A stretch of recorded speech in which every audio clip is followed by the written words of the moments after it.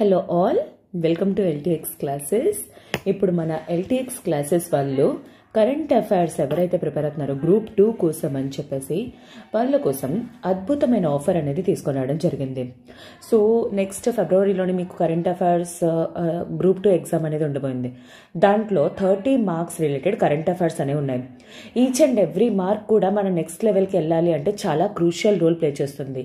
So దాన్ని realise అయ్యి current affairs last 8 to 10 monthsలో మనకి ఏవైతే ఇంపార్టెంట్ ఉంటాయో అవన్నీ కూడా కవర్ చేయడం అనేది జరుగుతుంది ఈ పర్టికులర్ క్లాస్లోని. అయితే దీంట్లోని మీకు national, international related, state related specific current affairs అనేవి స్టేట్ స్కీమ్స్తో సహా ఇంక్లూడ్ చేసి డిస్కస్ చేస్తాం. అలానే ఇవన్నీ కూడా డిఫరెంట్ సోర్సెస్ నుండి తీసుకుంటాం.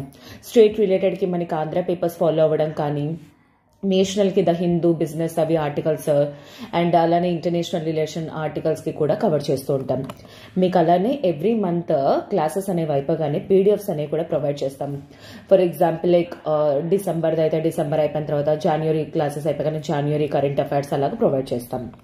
అండ్ టోటల్ క్లాసెస్ మీకు 20+ అవర్స్ అనేవి కవర్ చేస్తూ మీకు వైడ్ స్పెసిఫిక్ కవరేజ్ అనేది ప్రొవైడ్ చేస్తాం. సో దట్ మీకు వీడియోస్ ఉంటాయి రికార్డెడ్లోని, అండ్ ఆన్లైన్ క్లాసెస్ కూడా అటెండ్ అవ్వచ్చు, అండ్ ఇమీడియట్లీ పీడిఎఫ్స్ అనేవి ప్రొవైడ్ చేస్తాం, టెస్ట్స్ అనేవి ఉంటాయి. సో మీకు ఆల్రౌండ్గా ఇది హెల్ప్ అవుతుంది.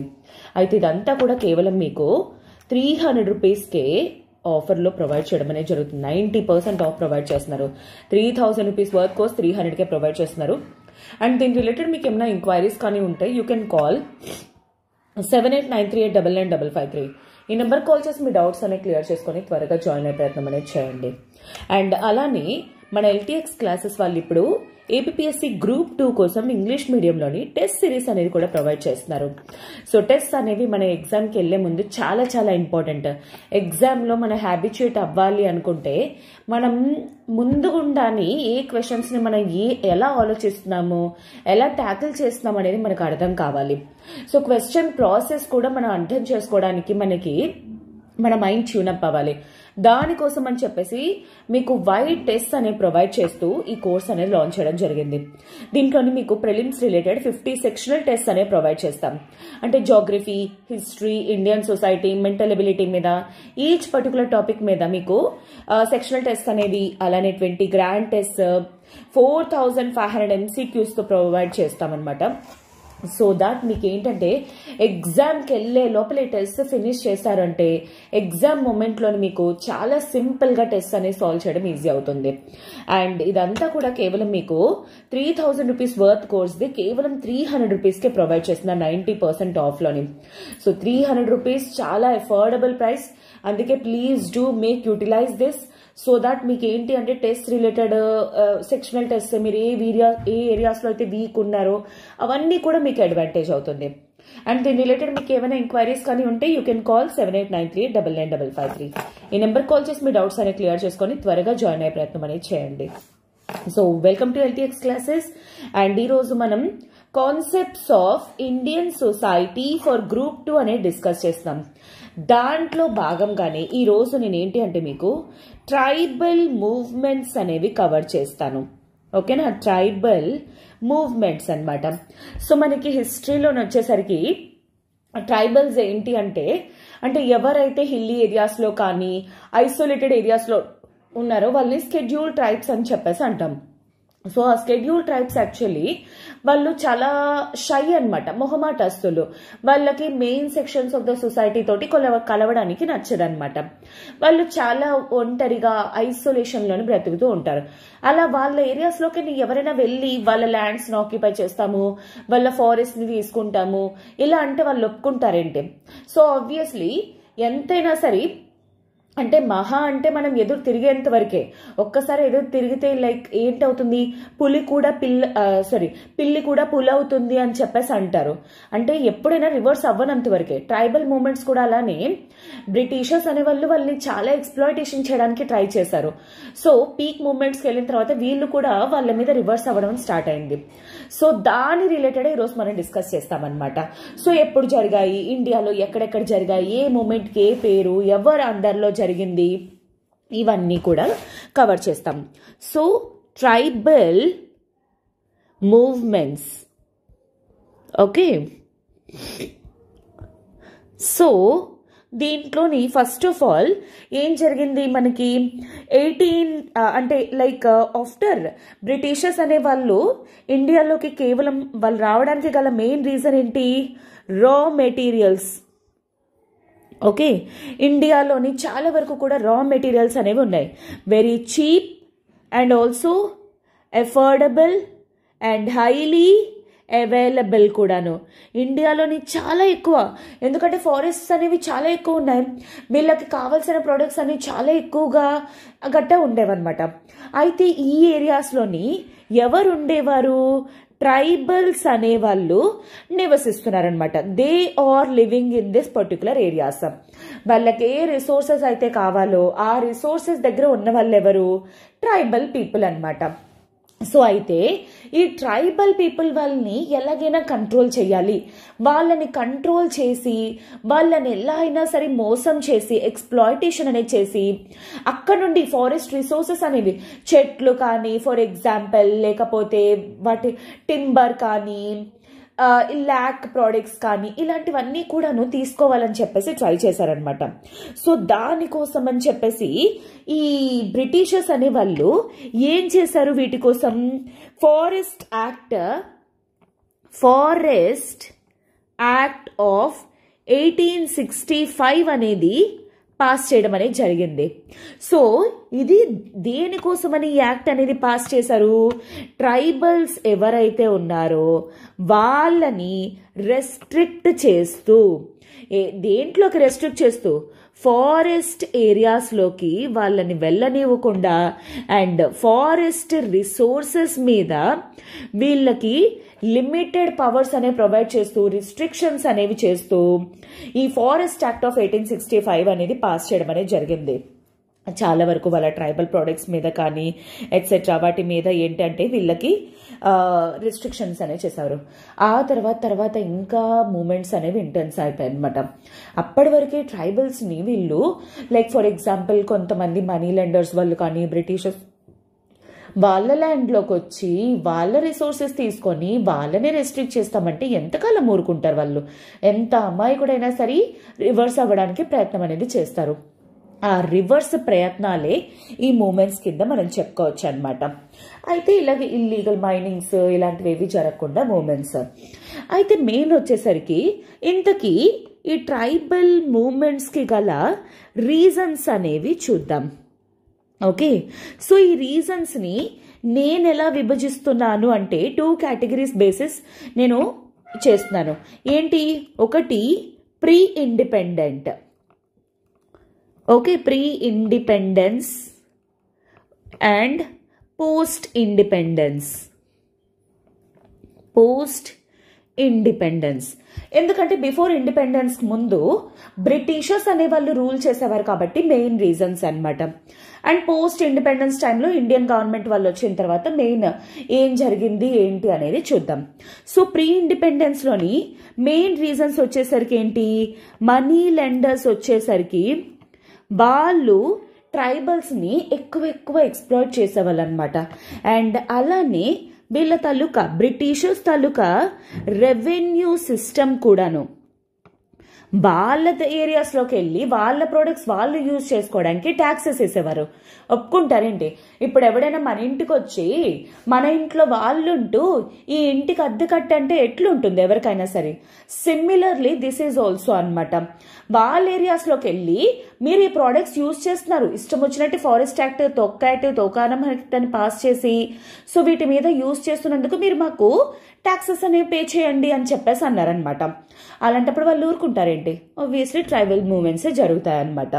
రెవెన్యూ సిస్టమ్ కానీ అండ్ అలానే బ్రిటిషర్స్ తాలూకా ఇకనామిక్ పాలసీస్ కానీ వాళ్ళ తాలూకా ఇకనామిక్ పాలసీస్ అండ్ అలానే ఫారెస్ట్ యాక్ట్ ఆఫ్ 1865 కానీ these are some of the reasons అనమాట. అండ్ వాళ్ళ తాలూకా డెవలప్మెంటల్ ప్రాజెక్ట్స్ కానీ ఇవన్నీ కూడాను reasons for tribal movements britishers time పీరియడ్లోని. అయితే పోస్ట్ ఇండిపెండెంట్లో రీజన్స్ వచ్చేసరికి ఏంటి?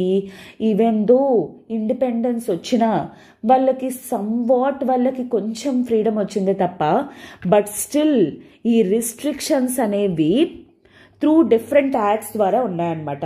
ఆ యాక్ట్స్ ఏంటి అంటే like Indian forest act of 1980, Indian forest act of 1980 కానీ వీటి ద్వారా ఏంటంటే వాళ్ళకి రిస్ట్రిక్షన్స్ పెట్టేశారనమాట.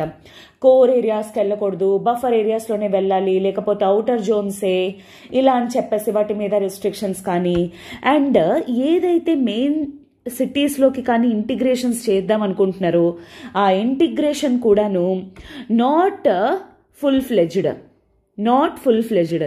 ఈరోజు కేవలం కొంతమందిని మాత్రమే ఇంటిగ్రేట్ చేయగలిగారు. ఆ ఇంటిగ్రేషన్ ప్రాసెస్ అనేది కూడా రివర్స్ అన్నమాట. అండ్ ఏదైతే నెహ్రూ గారు ఏంటి అంటే ట్రైబల్ పంచశీల్ అని చెప్పేసి చేశారనమాట. ట్రైబల్ పంచశీల్ అంటే ఏంటి, వాళ్ళ విషయాల్లోని వాళ్ళకి అంటే ట్రైబల్ ఇష్యూస్ ఏవైతే ఉన్నాయో ఆ ట్రైబల్ ఇష్యూస్లోని వాళ్ళకి ఆటోనమస్ అనేది ప్రొవైడ్ చేయడానికి. కాకపోతే దీన్ని ప్రాపర్గా ఇంప్లిమెంటేషన్ అనేది చేయలేదన్నమాట ప్రాపర్గా. అందుకు తర్వాత వాళ్ళు రివర్స్ అవ్వడం అనేది జరిగింది. అండ్ అలానే చాలా వరకు ఇల్లీగల్ మైనింగ్ అవి జరగడం కానీ, అండ్ అనవసరంగా డెవలప్మెంటల్ ప్రాజెక్ట్స్ అనేవి వాళ్ళ ఏరియాస్లోని కట్టడం కానీ, and lack of proper land rehabilitation చేయకపోవడం కానీ కరెక్ట్గా, ఇవన్నీ కూడా ల్యాండ్ రీహాబిలిటేషన్ ఇవేవి ప్రాపర్గా వాళ్ళు ఇంప్లిమెంట్ చేయకపోవడం వల్ల యాక్చువల్లీ వీళ్ళ మీద రివర్స్ అవ్వడానికి గల కారణాలన్నమాట. అయితే ఎస్పెషల్లీ ఇండిపెండెన్స్ వచ్చిన తర్వాత కూడా మూమెంట్స్ అనేవి కంటిన్యూ అవ్వడానికి చాలా రీజన్స్ ఉన్నాయని చెప్పేసి ఒక్కొక్క ఆథర్ ఒక్కొక్క డిఫరెంట్ ఒపీనియన్స్ అనేవి ప్రొవైడ్ చేశారనమాట ఎందుకు జరిగాయి అని చెప్పేసి. అయితే దాంట్లోని అకార్డింగ్ టు బిఎస్ ఘూరియే ప్రకారంగా, ఇతను ఒక ఆంథ్రోపాలజిస్ట్ అనమాట. ఇతని ప్రకారంగా మెయిన్ ఎందుకంటే like lack of complete integration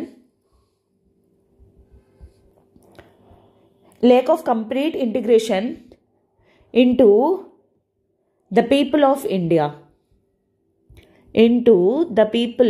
India. ట్రైబల్స్ని పూర్తిగా ఇంటిగ్రేట్ చేయలేకపోయారు అనమాట. అన్నీ కూడా హాఫ్ ఏ. ఫర్ ఎగ్జాంపుల్ చూడండి, సింప్లీ నేను చెప్తాను. లైక్ ఆంధ్రప్రదేశ్లోని మనకి పోలవరం ప్రాజెక్ట్ అనేది ఉంది. ఆ పోలవరం దగ్గర నియర్ బై చాలా మంది ట్రైబల్స్ ఉంటారు. సరే అని చెప్పేసి వాళ్ళని డిస్ప్లేస్మెంట్ చేసినప్పుడు అంటే అక్కడ ల్యాండ్ కావాలి కదా, సో కట్టడానికి అక్కడ నుండి తీసుకెళ్ళి ఇంకో దగ్గర పెట్టారనుకోండి, వాళ్ళకి అక్కడ కావాల్సిన వసతులు ఎట్సెట్రా, వాళ్ళకి ఎంప్లాయ్మెంట్ ఆపర్చునిటీస్ అవన్నీ ప్రొవైడ్ చేయాల్సిన రెస్పాన్సిబిలిటీ ఎవరిది? గవర్నమెంట్ది. ఎందుకంటే వాళ్ళ ఏరియాస్ కదా తీసుకుంటున్నారు. కానీ ఏం చేస్తున్నారు, ప్రాపర్గా వాళ్ళని ఇంటిగ్రేషన్ చేయడంలోని వాళ్ళకి ఎక్కడైతే కంఫర్టబుల్ ఉంటుంది వాళ్ళకి సిమిలర్ ఏరియాస్ని ప్రొవైడ్ చేయడం కానీ అలాంటివి ఏవి చేయలేకపోవడం వల్ల ఎక్స్ప్లాయిటేషన్ అయిపోతున్నారు. దానివల్ల ట్రైబల్ యూత్ వాళ్ళు రివర్స్ అయిపోతున్నారు అనమాట గవర్నమెంట్ మీద. అదే కరెక్ట్గా చేశారనుకోండి ఎటువంటి ఇష్యూస్ అనేవి ఉండవన్నమాట. అండ్ అలానే ఈ ట్రైబల్స్ని కేవలం ఎలా చూస్తున్నారు, ట్రైబల్ ఏరియాస్ని ఎలా చూస్తున్నారంటే just suppliers of raw materials. బ్రిటిషర్సే కాదు, ఇన్ఫ్యాక్ట్ ఇండిపెండెన్స్ వచ్చిన తర్వాత కూడా మన గవర్నమెంట్ వాళ్ళు కూడా వీళ్ళని ఎలా చూస్తున్నారంటే ఏదో రా మెటీరియల్ సప్లయర్స్ లానే చూస్తున్నారు తప్ప వాళ్ళని ప్రజలలాగా చూడటం లేదనమాట అసలు నిజం చెప్పాలంటే. అండ్ అలానే ఈ ట్రైబల్ కల్చర్స్ మీద కానీ వాటి మీద కానీ డిస్రెస్పెక్ట్. ఎందుకంటే ఎవరు ఏది ఫాలో అవుతున్నారో ఆ కల్చర్ వాళ్ళకి ఎక్కువ, ఆబ్వియస్లీ రైట్. ఇప్పుడు అలా కాదు అని చెప్పేసి ఇప్పుడు సడన్గా వాళ్ళు వస్తున్నారు అంటే ఇప్పుడు జస్ట్ మనల్ని ఎగ్జాంపుల్ తీసుకోండి. మన యూనివర్సిటీస్ కానీ లేకపోతే కాలేజెస్కి వెళ్ళి స్టడీ చేస్తున్నప్పుడు ఏంటి, మనం కూడా జీన్స్ అవి వేయడం కానీ షర్ట్స్ అవి వేయడం కానీ అలాంటివి చేస్తాం. అలా అని చెప్పేసి మన కల్చర్ని మనం డిగ్రేడ్ చేసుకోలేం కదా. ఇప్పటికీ కూడా పండగలు కానీ అలాంటివి ఏమైనా జరిగాయంటే మనం అమ్మాయిలు వచ్చేసరికి సాడీస్ కడతారు, అబ్బాయిలు వచ్చేసరికి పంచలవి కట్టుకొని చక్కగా కోవెళ్ళకి వెళ్ళి అవన్నీ కట్టే చేస్తూ ఉంటాం. ఆబ్వియస్లీ మన కల్చర్ని మనం వదులుకోలేం. సిమిలర్లీ ట్రైబల్స్ కూడా వాళ్ళ కల్చర్ చాలా యూనిక్గా ఉంటుంది. ఈ మెయిన్ పీపుల్ వాళ్ళతో కలుస్తున్నారు అంటే వాళ్ళ కల్చర్స్ వాళ్ళు వదిలేసుకోవాలనా, వాళ్ళ ఫెస్టివల్స్ వాళ్ళు మర్చిపోవాలనా? అలా చేయకూడదు కదా. సో అలాంటివి చేయడం అనేది బిగ్గెస్ట్ ప్రాబ్లం అనమాట. దానివల్ల ఎలాగా వీళ్ళకి రెస్పెక్ట్ లేదు, వీళ్ళకి కల్చర్ అంటే వీళ్ళకి లాంగ్వేజ్ని కానీ వీటన్నిటిని కూడాను లైక్ గవర్నమెంట్ కానీ నార్మల్ పీపుల్ వాళ్ళు కానీ చాలా డిస్రెస్పెక్ట్. అందుకోసం అని చెప్పేసి వాళ్ళు అలాంటివి బేర్ చేయలేకపోయారనమాట. ఓకేనా. అండ్ అలానే ఇంకొక ఆంథ్రోపాలజిస్ట్ ఉన్నారనమాట, బీకే రాయ్ బర్మన్. అయితే ఇతను ఏమంటున్నారు, చాలా వరకు ఏంటి అంటే ఈ ట్రైబల్స్ ఐసోలేటెడ్గా ఉండడానికి ఇష్టపడతారు. ఐసోలేషన్, డిస్రప్షన్, వాళ్ళు ఎక్కడైతే ఉంటున్నారో అక్కడ ఏమైనా చేంజెస్ తీసుకురావాలి, కానీ వాళ్ళు ఒక ప్లేస్ నుండి ఇంకో ప్లేస్కి షిఫ్ట్ చేయడం కానీ ఎట్సెట్రా, వాళ్ళ ఐసోలేషన్ని దెబ్బతీయడం కానీ టూరిజం అనుకుంటూ లేదంటే డెవలప్మెంట్ అనుకుంటూ ఆ పేర్లు పెట్టుకొని వాళ్ళని ఎక్స్ప్లోటేషన్ తప్ప ఇంకేం చెయ్యట్లేదు అని చెప్పేసి అంటున్నారనమాట. అండ్ అలానే గవర్నమెంట్కి especially governments I only on resources of the tribals taluka resources మీద గవర్నమెంట్కి అయ్యి ఉంది తప్ప వాళ్ళ డెవలప్మెంట్ మీద ఎటువంటి ఒపీనియన్ లేదు. అదే ఒకవేళ జరుగుంటే ఈ రోజుకి చాలా డెవలప్మెంట్ అనేది అవుతుంది అని చెప్పేసి బీకే రాయ్ బర్మన్ చెప్తున్నారనమాట. సో అండ్ అలానే ట్రైబల్ ఐడెంటిటీ ఏదైతే ఉందో ఆ ట్రైబల్ ఐడెంటిటీని వయోలేట్ చేయడానికి చాలా ప్రయత్నాలు అనేవి చేశారనమాట. అంటే వాళ్ళ కల్చర్ పోగొట్టుకోవడం కానీ ఎట్సెట్రా అలాంటి ప్రయత్నాలు చాలా చేశారు. అలాంటి వాటి వల్ల యాక్చువల్లీ ట్రైబల్స్ అనేవాళ్ళు ఈవెన్ ఆఫ్టర్ ఇండిపెండెన్స్ వాళ్ళు రివర్స్ అవ్వడానికి గల మెయిన్ కారణాలు అని చెప్పేసి చెప్తున్నారనమాట. అయితే ఆ పర్స్పెక్టివ్లోని మనకి ఏంటి అంటే ట్రైబల్ మూమెంట్స్లో చాలా క్లాసిఫికేషన్స్ ఉన్నాయి అని చెప్పేసి మహాపాత్ర గారు చెప్పడం అనేది జరిగింది. మహాపాత్ర గారు ఈ క్లాసిఫికేషన్ అనేది ఇచ్చారనమాట. ట్రైబల్ మూమెంట్స్ని ఎలాగా 3 కేటగిరీస్. ఒకటి రియాక్షనరీ మూమెంట్స్ అంటే అర్థం ఏంటి, బ్రిటిషర్స్ కానీ గవర్నమెంట్ వాళ్ళు కానీ తీసుకొని వస్తున్న పాలసీస్కి రియాక్ట్ అవ్వడం అనమాట. మనకి Newton's third law of motion ఉంది కదా, for every action there is an equal and opposite reaction అని చెప్పేసి. సిమిలర్లీ గవర్నమెంట్ చేసే ప్రతి పాలసీకి కూడాను వాళ్ళకి ఏదైనా ఇన్జస్టిస్ లాగా అనిపిస్తే వాళ్ళు రియాక్ట్ అవ్వడం అనేది స్టార్ట్ చేశారు. అలానే revolutionary movements for example like ఏంటి అంటే వాళ్ళ డెవలప్మెంట్ కోసం. ఫర్ ఎగ్జాంపుల్ చూడండి, మనకి నార్త్ ఈస్ట్లోని నాగాస్ కానీ కూకీస్ కానీ బోడోస్ కానీ అస్సాంలో ఉన్న వాళ్ళు వీళ్ళందరూ ఏంటి రివల్యూషనరీస్ అనమాట. వాళ్ళ దాంట్లోని డెవలప్మెంట్ రావాలి, వాళ్ళ ట్రైబ్స్ ఎదగాలి, వాళ్ళకి కూడా గ్రోత్ ఉండాలి అని చెప్పేసి. అండ్ అలానే కన్జర్వేటివ్ మూమెంట్స్ అంటే అర్థం ఏంటి, వాళ్ళ కల్చర్, వాళ్ళ లాంగ్వేజెస్ కానీ అండ్ వాళ్ళు ఫాలో అయ్యే కల్చర్ కానీ అదంతా కూడా డే బై డే డిటీరియోరేట్ అయిపోతుంది. ఆ రెడ్యూస్ అయిపోవడం ఏదైతే ఉందో దాన్ని అరికట్టి వాళ్ళ పాత పద్ధతులు ఫాలో అవ్వడానికి కానీ వాళ్ళ పాత కల్చర్ వీళ్ళకి తిరిగి రావడం కోసం మూమెంట్స్ అనేవి చేసుకుంటారనమాట. ఆ మూమెంట్స్ని కన్జర్వేటివ్ మూమెంట్స్ కింద క్లాసిఫై చేశారు. ఎవరు క్లాసిఫై చేశారు? మహాపాత్ర గారి క్లాసిఫికేషన్స్ అనేవి ఇవ్వడం అనేది జరిగిందనమాట. ఓకేనా. సో అండ్ అలానే ఈ ట్రైబల్ మూమెంట్స్ అనేవి డిఫరెంట్ ఫేజెస్లో జరిగాయి అని చెప్పేసి ఇవ్వడం అనేది జరిగింది. అదే కేఎస్ సింగ్ గారు ఏంటి అంటే ట్రైబల్ మూమెంట్స్ని 3 phases కింద డివైడ్ చేయడం అనేది జరిగింది. అది ఏంటి అంటే ఎర్లీ ఫేజ్ అంటే స్టార్టింగ్ టైం పీరియడ్ అనమాట. ఎర్లీ ఫేజ్ వచ్చేసరికి 1795 నుండి 1860 వరకు, అంటే ఫారెస్ట్ యాక్ట్ ఆఫ్ 1865 పాస్ చేశారు కదా, అప్పటి వరకు జరిగిన మూమెంట్స్ అన్ని ఎర్లీ ఫేజెస్ అని చెప్పేసి అంటారు. అండ్ నెక్స్ట్ వచ్చేసరికి ప్రిజర్వేషన్ ఆఫ్ ట్రైబల్ కల్చర్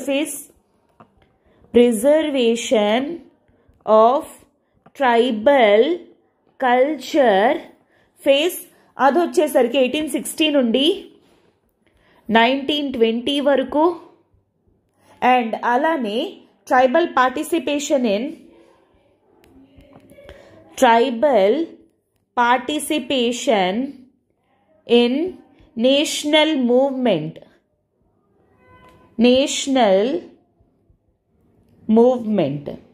ఈ ఫేజ్ వచ్చేసరికి 1920 నుండి ఆబ్వియస్లీ 47 వరకు, అంటే ఎర్లీ ఫేజెస్ అనమాట. బ్రిటిష్ అంటే ప్రీ ఇండిపెండెన్స్ ఫేజెస్ ని ఇలా 3 ఫేజెస్ కింద క్లాసిఫై చేయడం అనేది జరిగిందనమాట. సో ఓవర్ ద ఇయర్స్, ఒకేసారి కాదు, ఓవర్ ద ఇయర్స్ అలాగా జరగడం అనేవి జరిగాయి అనమాట. సో ఆ ప్రాసెస్ లోని we shall see now tribal movements అనేవి. అయితే ఫస్ట్ వన్ వచ్చేసరికి మనకి 1802 టైం పీరియడ్ లో అనమాట. ఎవరిది? కోయా రెబెలియన్. ఓకే, అంటే కోయాస్ తాలూకదనమాట. ఈ కోయా రెబెలియన్ వచ్చేసరికి ఎక్కడ? ఆంధ్రప్రదేశ్లోని ఈస్ట్ గోదావరి డిస్ట్రిక్ట్లోనమాట, చోడవరంలోనే ఎస్పెషల్లీ. Under whose leadership? రాయభూపతి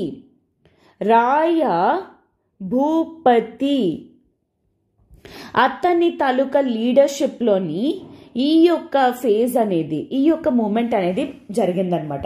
ఎవరికి అగేన్స్ట్ గా? ఆబ్వియస్లీ అగేన్స్ట్ ద బ్రిటిషర్స్ కి అగేన్స్ట్ గా అనమాట. నెక్స్ట్ వచ్చేసరికి ఓకే, నెక్స్ట్ 1810లోనమాట. ఎవరు? భిల్ రెబెలియన్. ఈ బిల్స్ అనేవాళ్ళు ఎక్కడ నుండి? వీళ్ళు వచ్చేసరికి ఏంటి అంటే మహారాష్ట్రలోని ఈ మూమెంట్ అనేది జరిగిందనమాట.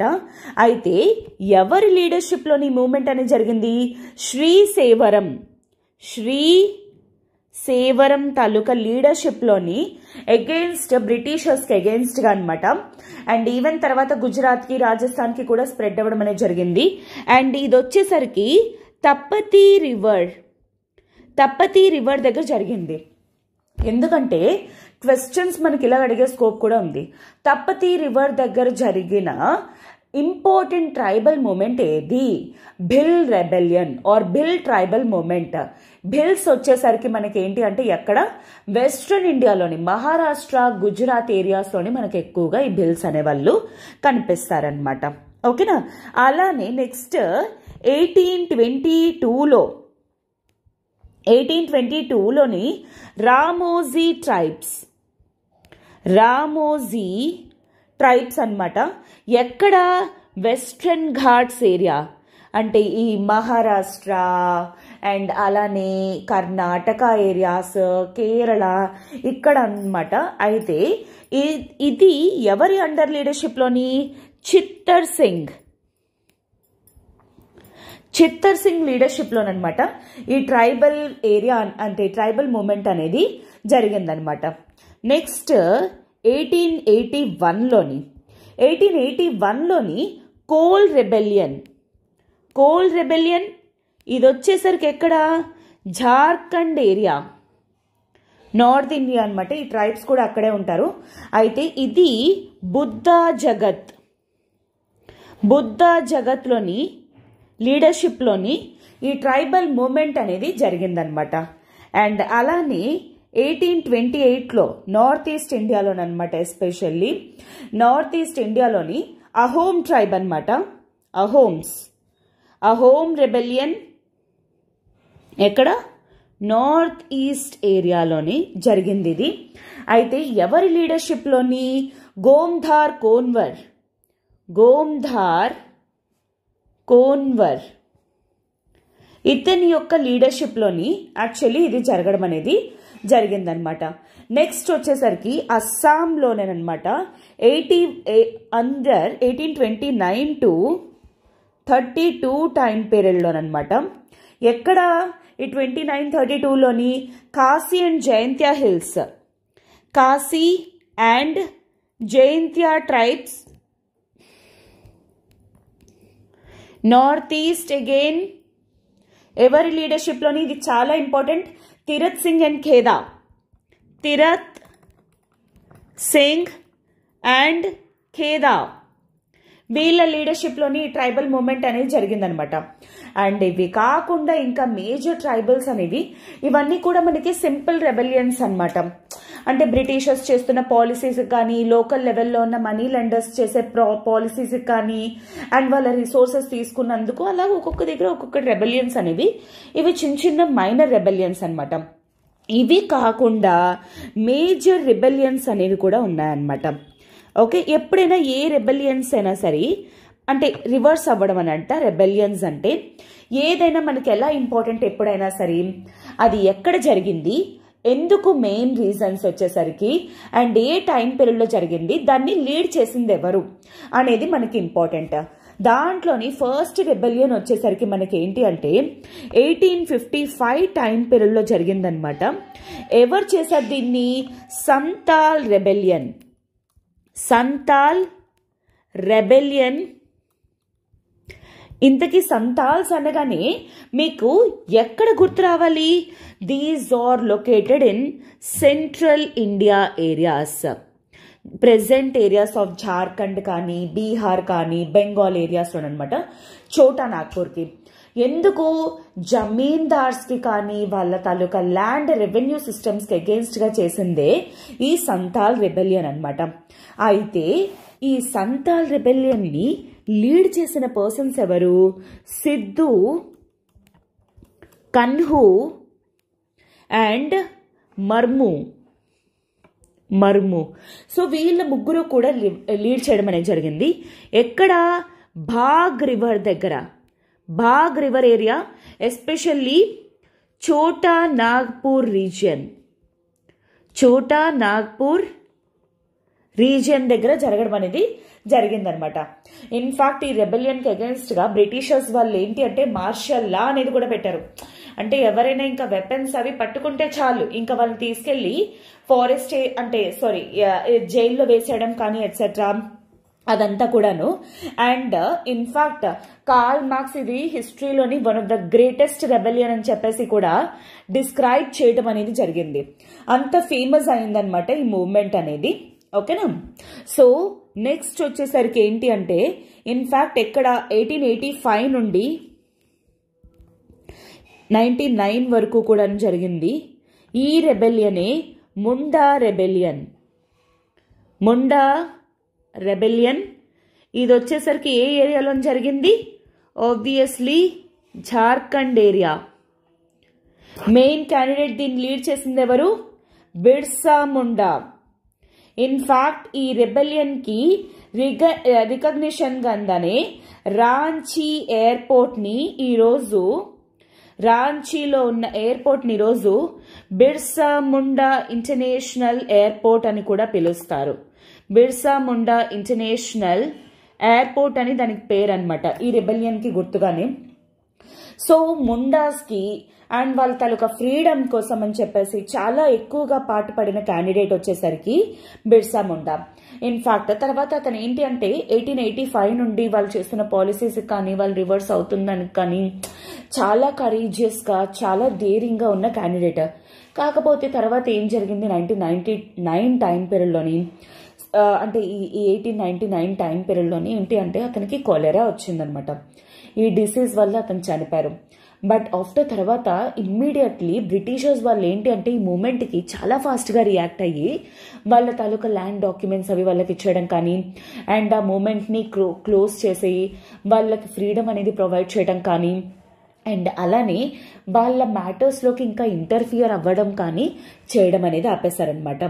అంత ఫాస్ట్గా యాక్చువల్లీ ఏంటి అంటే వీళ్ళు అంటే ముండా, ఈ బిర్సా ముండా అంత లెవెల్లోకి, బ్రిటిషర్స్ని భయపెట్టే లెవెల్లోకి యాక్చువల్లీ మూమెంట్ని తీసుకెళ్లారనమాట. So that is what actually Birsa Munda తాలూకా మనకి మెయిన్ ఇంపార్టెంట్ కింద మనం చెప్పుకోవచ్చు అనమాట. ఓకేనా? సో ఏ టైం పీరియడ్ అనేది గుర్తుపెట్టుకోవడానికి ట్రై చేయండి. నెక్స్ట్ వచ్చేసరికి మనకి ఏంటి అంటే 1913 నుండి 1914 వరకు. ఇన్ఫాక్ట్ ఇది ఇండిపెండెన్స్ టైం పీరియడ్ అని చెప్పుకోవచ్చు. తానా భగత్ మూమెంట్ అయితే ఇది వచ్చేసరికి ఎవరు చేశారు? ఒరావోన్ ట్రైబ్స్ అన్నమాట. ఈ ఒరావోన్ ట్రైబ్స్ అనే వాళ్ళు ఎక్కడ? రాంచీ జార్ఖండ్ ఏరియా అన్నమాట. ఎస్పెషల్లీ 13-14 టైంలో అనమాట. ఎవరు దీన్ని లీడ్ చేసింది? ఎవరు? జత్రా భగత్. ఎస్పెషల్లీ ఈ మూమెంట్ అనేది ఎందుకు చేశారు? ఇది యాక్చువల్లీ ఒక విధంగా చెప్పాలి అంటే తానా భగత్ మూమెంట్ అనేది ఈ ట్రైబ్స్ అనే వాళ్ళు యానిమల్ సాక్రిఫైసెస్ అవి చేయడం కానీ, ఐడల్ వర్షిప్స్ అవి చేయడం కానీ ఎట్సెట్రా ఇలాంటివన్నీ చేసేవాళ్ళు. వాటికి అగెయిన్స్ట్ గాను ఒక కొత్త రిలీజియన్ అనేది స్టార్ట్ చేశారు, న్యూ రిలీజియన్. ఆ న్యూ రిలీజియనే ఈ తానా భగత్. అందుకే దీన్ని తానా భగత్ మూమెంట్ అని చెప్పేసి అంటారు. అలానే ఈ తానా భగత్ ఇంకానేంటి, అప్పటి గవర్నమెంట్ తాలూకా పాలసీస్ కానీ, బ్రిటిషర్స్ తాలూకా, అండ్ అలానే ఇన్ఫాక్ట్ మోనార్కీ అది ఐడల్ వర్షిప్స్ అనేవి లేకుండా ఎట్సెట్రా అలాంటి వాటి కోసం అని చెప్పేసి దీన్ని చేయడం అనేది జరిగిందనమాట. ఓకేనా? అండ్ నెక్స్ట్ వచ్చేసరికి మనకి ఏంటి అంటే మెయిన్ ఇంపార్టెంట్ మూమెంట్ 1922 నుండి 24 టైం పీరియడ్లో మనకందరికీ తెలిసిన ఫేమస్ మూమెంట్ అనమాట, మన్యం రెబెలియన్. సో ప్రతి ఒక్కరికి కూడా ఆల్మోస్ట్ తెలిసే ఉంటుంది ఈ మన్యం రెబెలియన్. అండ్ ఎస్పెషల్లీ రీసెంట్గా రాజమౌళి గారు తీసిన సినిమా దిస్ RRR మూవీ ఏదైతే ఉందో అది చూస్తేనే మీకు అర్థమైపోతుంది. సో ఇది వచ్చేసరికి ఎవరు? కోయాస్ అండ్ కొండరెడ్డిలు. కోయాస్ అండ్ కొండరెడ్డిస్ చేసిందనమాట. ఎక్కడ? ఆంధ్రప్రదేశ్లోని, ఎస్పెషల్లీ ఆంధ్రప్రదేశ్. అండ్ దీన్ని లీడ్ చేసింది ఎవరు? Of course none other than your Alluri Sitaramaraju garu. Alluri Sitaramaraju గారు. సో ఈ మూమెంట్ని చేయడం అనేది జరిగిందనమాట. మన్యం పీపుల్ని ఎస్పెషల్లీ ట్రైబల్స్ మీద చాలా ఎక్కువగా ట్యాక్సెస్ అనేవి చేయటం కానీ, అండ్ ఇఫ్ అట్ ఆల్ ఆ ట్యాక్సెస్ అనేవి పే చేయకపోతే వాళ్ళ మీద అత్యాచారాలు చేయటం కానీ, లేకపోతే వాళ్ళని ఎక్స్ప్లాయిట్ చేసేయడం, చంపేయడం ఇలాంటివన్నీ చేసేవాళ్ళు. సో అలాంటి ఇన్హ్యూమన్ ప్రాక్టీసెస్, వాళ్ళకి ఇలాంటి అన్యాయాలు అనేవి జరుగుతున్నాయి కాబట్టి ఆ అన్యాయాలకి అగెయిన్స్ట్గా నిల్చున్న క్యాండిడేటే అల్లూరి సీతారామరాజు గారు. అందుకే ఇతన్ని ఏమని చెప్పేసి అంటారు, ఇన్ఫాక్ట్ ఇతనికి చాలా డిఫరెంట్ పేర్లు అనేవి కూడా ఉన్నాయన్నమాట. లైక్ ఫర్ ఎగ్జాంపుల్ అగ్గిరాజు అని అంటారు ఇతన్ని, అగ్గిరాజు అని. అండ్ అలానే గ్రామ మల్లుదొర అని, గ్రామ మల్లుదొర అని. అండ్ అలానే సత్యనారాయణ రాజు అతని తాలూకా ఒరిజినల్ నేమ్ అనమాట, సత్యనారాయణ రాజు. సో ఇలాగ ఇతనికి డిఫరెంట్ పేర్లు అనేవి ఇచ్చారు అతను అగెయిన్స్ట్గా నిల్చున్నందుకు అనమాట. సో ఫైనల్లీ అండ్ వీళ్ళు యూజ్ చేసిన టాక్టిక్స్ అనేవి ఏంటి? గరిల్లా వార్ఫేర్. గరిల్లా వార్ఫేర్ అంటే అర్థం ఏంటి? హిట్ అండ్ హైడ్ అనమాట. అంటే వీళ్ళందరికీ కూడా ఫారెస్ట్ ఏరియాస్కి చాలా ఫేమస్ కదా వీళ్ళు. సో ఈ ఫారెస్ట్ ఏరియాస్లోని అడుగడుగు కూడా ఎక్కడెక్కడ ఏది ఉంది ఏంటి అనేది వీళ్ళకి చాలా బాగా తెలుసు. అందుకే వీళ్ళు బ్రిటిషర్స్ మీద అటాక్ చేయడం, ఆ చెట్లు బ్యాక్కి వెళ్ళిపోవడం, దాన్ని గరిల్లా వార్ఫేర్ అంటారు. హిట్ అండ్ హైడ్ అని చెప్పేసి కూడా అంటారనమాట. అలాంటివి చేసేవారు. కానీ ఫైనల్లీ ఏంటి అంటే ఇతను పోలీసులకి దొరికిపోయారు అనమాట. అంటే ఓపెన్గానే దొరికిపోయారు ఇతను. ఎప్పుడు? 8 మే 1924 రోజు. సో ఇతన్ని వీళ్ళలోకి అగెయిన్స్ట్గా అంటే ఇంకా చెయ్యకూడదు, వీళ్ళకు సపోర్ట్ చేయాలి, పోలీసులకి సపోర్ట్ చేయాలి, బ్రిటిషర్స్కి సపోర్ట్ చేయాలి అనేటప్పుడు అలాంటివి నేను చెయ్యను, నా తల ఉంచను అని చెప్పేసి అతని ఛాతీని చూపించిన మెయిన్ ఇంపార్టెంట్ క్యాండిడేట్ అనమాట అల్లూరి సీతారామరాజు గారు. సో ఫైనల్లీ ఇతను ఈ పోలీసులు కాల్చిన గన్స్ తోటి యాక్చువల్లీ ఇతను చనిపోయారనమాట. సో ఇక్కడ కృష్ణదేవిపేటలోని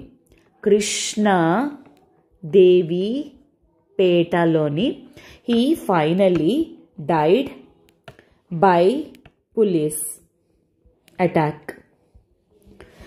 సో బట్ ఇతను చాలా కరేజియస్ క్యాండిడేట్ అనమాట. అస్సలు ఎక్కడ కూడా అతని తల కూడా దించుకోలేదనమాట. అలా తల దించుకోకుండాను మెయిన్ ఫైట్ చేసిన క్యాండిడేట్ వచ్చేసరికి మనకి ఏంటి అంటే ఎవరు? Alluri Sitaramaraju garu. And at the same time మనకి ఇంకొకరు ఎవరు important? Komaram Bheem. So our NTR role అనమాట కొమరం భీమ్. సో ఇతను వచ్చేసరికి ఏంటి? గోండ్ ట్రైబ్ హెడ్ అనమాట. గోండ్ ట్రైబ్ ఏ టైంలో జరిగింది? ఇది ఆల్మోస్ట్ 1940s జరగడం అనేది జరిగింది. సో అల్లూరి సీతారామరాజు గారికి కొమరం భీమ్కి చాలా టైం పీరియడ్ అనే డిఫరెన్స్ అనమాట.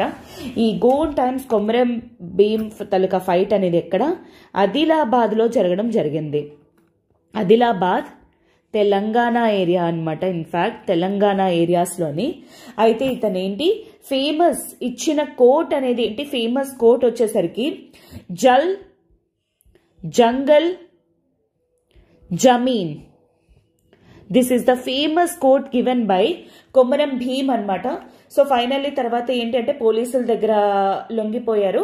ఇతను జోదేఘట్ ఏరియాలోని ఫైనల్లీ October 8, 1940 పోలీసుల చేత ఇతను killed by police. Okay, police killed him. ఎవరిని? కొమరం భీమ్ని. ఈ వీళ్ళ గోండ్ తాలూకా కల్చర్ని నిలబెట్టుకోవడానికి పాలసీస్కి అగెయిన్స్ట్గా యాక్చువల్లీ ఫైట్ చేయడం జరిగింది. బట్ స్టిల్ ఏంటి అంటే ఇతను కూడా అల్లూరి సీతారామరాజులానే అస్సలు ఏంటి అంటే తను తలదించకుండా ఫైట్ చేయడం అనేది జరిగిందనమాట. అండ్ అలానే మనకి ఇండిపెండెన్స్ తర్వాత కూడాను కొన్ని ట్రైబల్ మూమెంట్స్ అనేవి జరిగాయి అనమాట ఆఫ్టర్. అవే ఏంటి అంటే ఫస్ట్ మూమెంట్ వచ్చేసరికి separatist movement, tribal movements after independence.